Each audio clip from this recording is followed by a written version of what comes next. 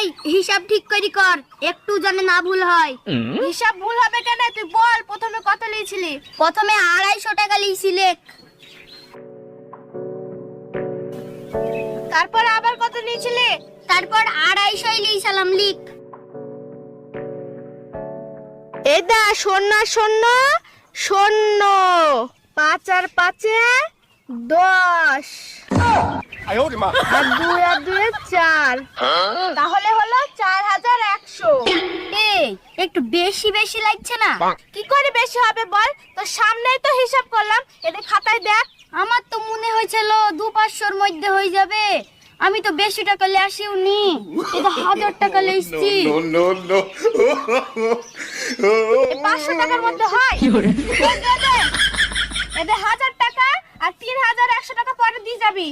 হ্যাঁ হ্যাঁ দিয়ে যাবো।